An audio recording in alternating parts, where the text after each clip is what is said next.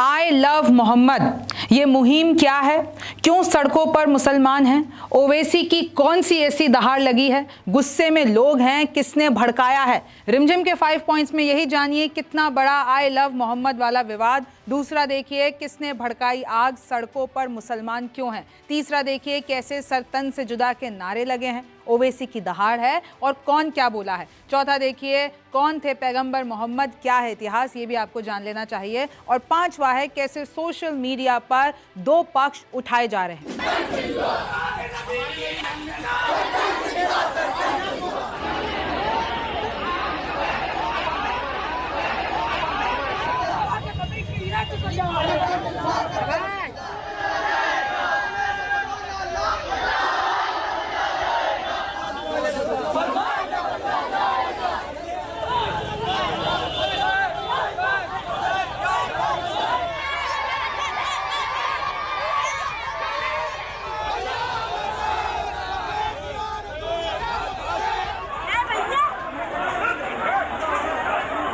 जैसे कि आपने तस्वीरें देखी कि कैसे चाहे वो उत्तर प्रदेश में उन्नाव हो, बरेली हो, कौशाम्बी, लखनऊ, महाराजगंज, उत्तराखंड के काशीपुर में हर जगह ऐसे पोस्टर्स लेके, आई लव मोहम्मद के पोस्टर्स लेके मुसलमान सड़कों पर है। रविवार को जुलूस निकाला गया, झड़प हुई, पुलिस और भीड़ के बीच में 8 लोगों को अरेस्ट किया गया। तेलंगाना के हैदराबाद में प्रदर्शन हुआ, गुजरात में, महाराष्ट्र में, एमपी में, उन्नाव में तो पुलिस पर पथराव किया गया। महिलाओं ने पुलिस की लाठियां छीनी।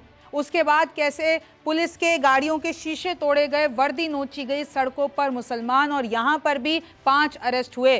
तो आखिरकार ये पूरा मसला क्या है, क्या क्या हुआ है? सबसे पहले आप ये कुछ विजुअल्स देखिए।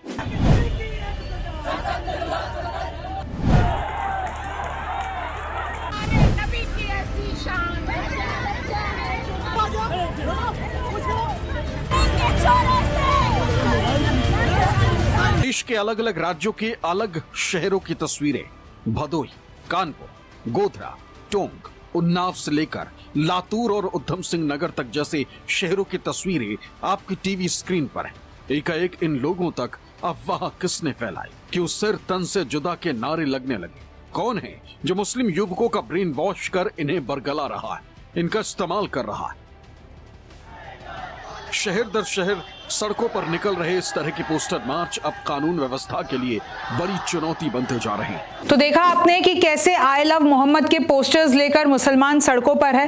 ये वही पोस्टर है जिस पोस्टर से सबसे पहले ये विवाद शुरू हुआ था। देखिए किस तरीके से यहाँ पर टेंट लगा हुआ है और आई लव मोहम्मद लिखा हुआ है। फिर आप देखिए ये जितनी भी मैं आपको तस्वीरें दिखा रही हूँ, इस वक्त यूपी में ये हो रहा है, इस वक्त देश के अलग अलग राज्यों में ये हो रहा है। देखिए कैसे ऊपर लगाया हुआ है। कानपुर में एफआईआर दर्ज होने के बाद कई शहरों में मुसलमानों ने ये पोस्टर्स लगाए और कैसे देखिए चाहे महिलाएं हो चाहे किसी, मतलब प्रदर्शन पूरी तरीके से सड़कों पर आ गया है। ये देखिए ये सारे आपको पोस्टर्स दिख रहे होंगे। तो आखिरकार ये सब शुरू कैसे हुआ, मैं आपको बताती हूँ कि कैसे अशरफ हुसैन करके हैं, एक उनका पोस्ट सामने आता है। वो लिखते हैं, कानपुर में ईद मिलादुन्नबी के जुलूस के दौरान कुछ नौजवानों ने आई लव मोहम्मद का बैनर लगाया था, जिसके बाद हिंदू संगठन के लोगों ने इसे नई परंपरा बताते हुए इसका विरोध किया कि नई परंपरा है, नई शुरू होनी चाहिए। उस वक्त पुलिस के समझाने पर दोनों पक्ष शांत हो गए थे।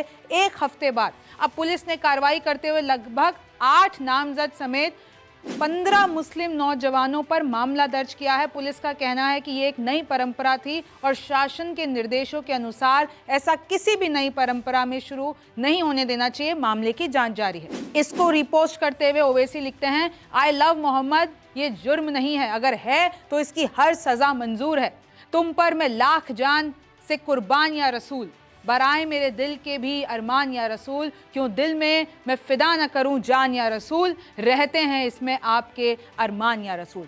इसके बाद सड़कों पर जो हुआ वही मैं आपको बता रही हूं और कैसे ये मामला बढ़ा, ये रिपोर्ट देखिए। इस तरह के मार्च में नाबालिग बच्चों को शामिल किया जा रहा है और दूसरा उनसे ऐसी उन्मादी नारे लगवाए जा रहे हैं जिससे अशांति फैलने का खतरा है। जानकारी के अनुसार काशीपुर में देर रात कुछ लोग बिना अनुमति के सड़क पर जुलूस निकाल रहे थे।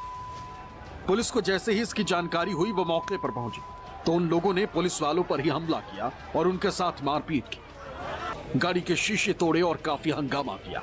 पुलिस ने एक्शन लेते हुए कुछ लोगों के खिलाफ मामला दर्ज किया और उन्हें हिरासत में ले लिया। हालांकि इस पूरे मामले के पीछे कानपुर की एक घटना है,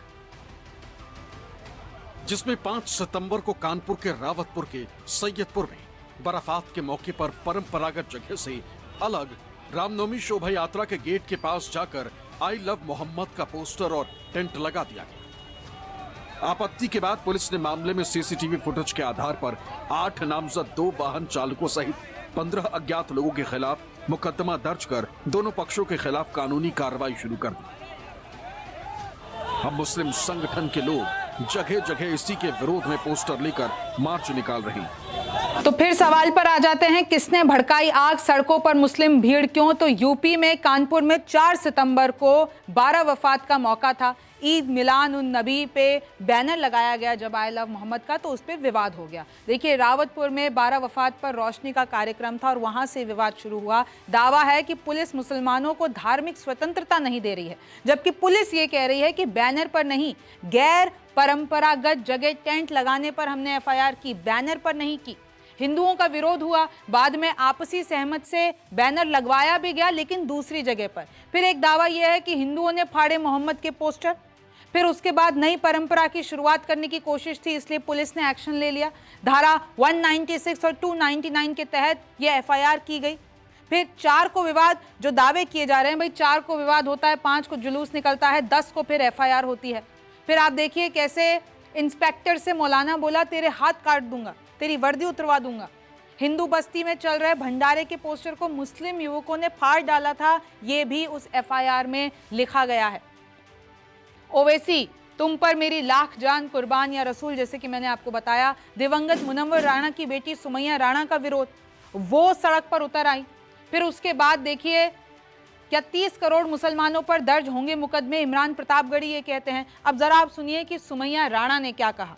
पैगंबर मोहम्मद ने पूरी दुनिया को शांति का संदेश दिया। आज उनसे मोहब्बत के इजहार को जुर्म ठहराया जा रहा है। लोग अपने नाम के साथ कट्टर हिंदू लिखते हैं तब कोई कार्रवाई नहीं होती, लेकिन अगर मुसलमान अपने पैगंबर का नाम भी लिखते हैं तो पुलिस दमन करती है। मुसलमानों को उनके धर्म की वजह से निशाना बनाया जा रहा है और हम इसके ही खिलाफ हैं। मुसलमानों के खिलाफ भड़काऊ भाषण दिए जाते हैं तब मुकदमा नहीं होता। मुसलमान अपने संवैधानिक अधिकारों के तहत धार्मिक अभिव्यक्ति करते हैं तो एफआईआर दर्ज कर ली जाती है। ये मुसलमानों की धार्मिक अभिव्यक्ति और भावनाओं को दबाने के प्रयास हैं, जिन्हें बर्दाश्त नहीं किया जाएगा। अब सुनिए कि यूपी सरकार में मंत्री धर्मपाल सिंह क्या बोले। कानून से किसी को खिलवाड़ नहीं करने दिया जाएगा। सूचना मिलने पर कड़ी कार्रवाई की गई है और कई को गिरफ्तार किया गया है। आगे की जांच करके सख्त कार्रवाई की जाएगी।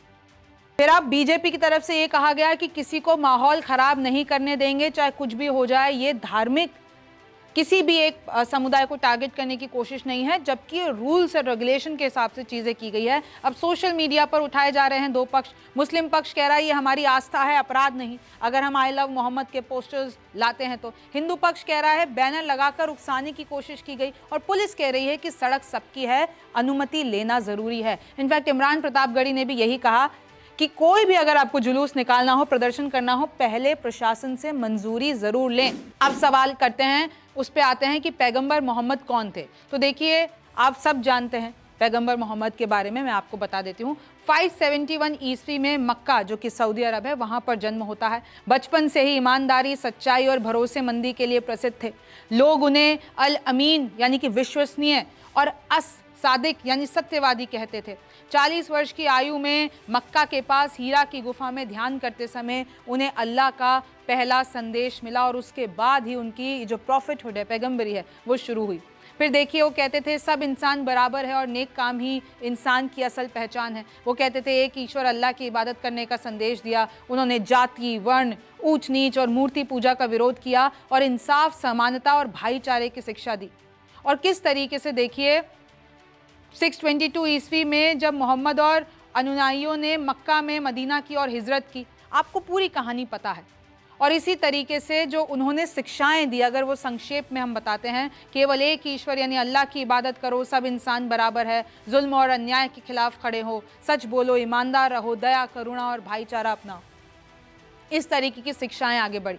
फिर आप आगे देखिए कि कैसे ये जो मामला हुआ है, आई लव मोहम्मद की मुहिम छिड़ी है, इसमें 25 मुस्लिमों पर, और अभी कल की ही बात है जब 30 मुस्लिमों पर और भी बहुत सारे लोग हैं जिन पर एफआईआर की गई है। अब उस पर विवाद हो गया है कि सिर्फ मुस्लिमों को टारगेट क्यों किया जा रहा है। फिर मैं आपको बता दूं कि कैसे पुलिस ने कहा कि भाई आई लव मोहम्मद बैनर पे नहीं, हमने टेंट की गलत जगह पर और उस चीज़ की मंजूरी नहीं थी वहाँ पर ये लगाया गया था। फ्रीडम ऑफ एक्सप्रेशन कहा जा रहा है कि जब अगर कोई अपने धर्म के हिसाब से अपने जो है अगर वो लिख रहे हैं आई लव मोहम्मद तो उसमें क्यों उनको रोका जाए।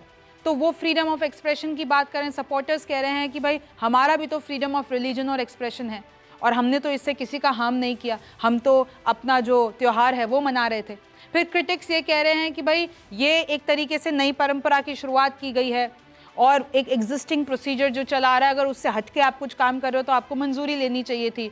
और ये भी दावा किया जा रहा है कि ये पोस्टर्स वहाँ लगाए गए जहाँ पर हिंदू पोजेशन यानी रामनवमी के पोस्टर्स और वहाँ से यात्रा निकलती है। सब बहुत सी चीज़ें, तो दावा ये किया गया कि भाई उकसाने की कोशिश की गई, जहाँ पर हिंदू कार्यक्रम होता है वहाँ पर ये सारी चीज़ें की गई। तो इसलिए ये विवाद बढ़ता बढ़ता आज सब लोग सड़कों पर हैं।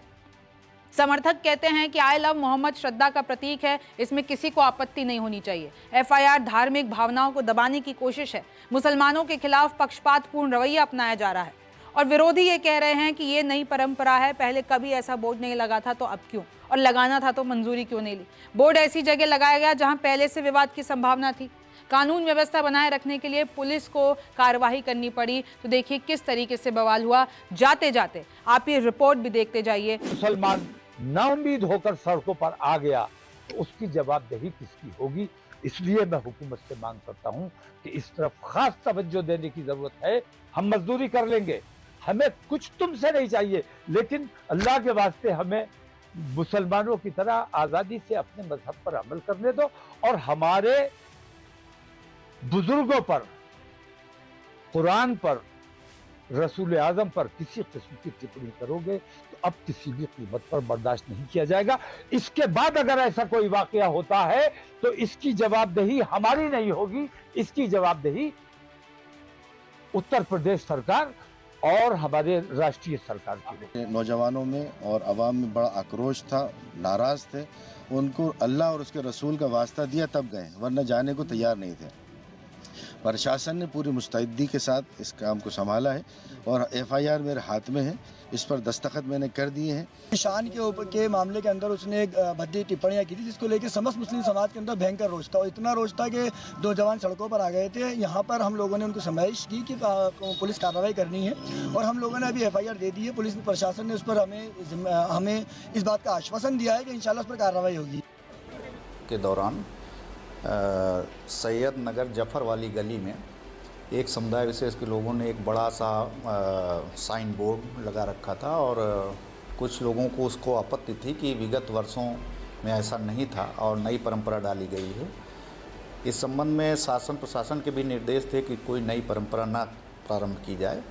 जांच में यह पाया गया था कि यह नई परंपरा के अंतर्गत था और यह भी आरोप लगाया गया था कि कुछ लड़कों द्वारा कुछ पोस्टर भी फाड़े गए थे।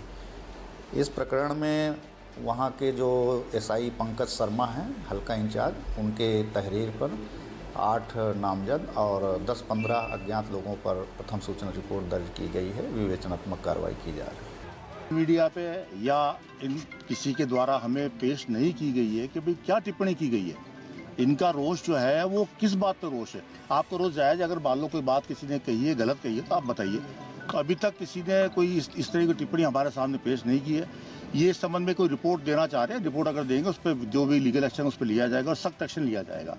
मेरा नाम रिमझिम जेठानी है। आप रिमझिम के 5 पॉइंट्स देख रहे थे। आपसे फिर मुलाकात होगी।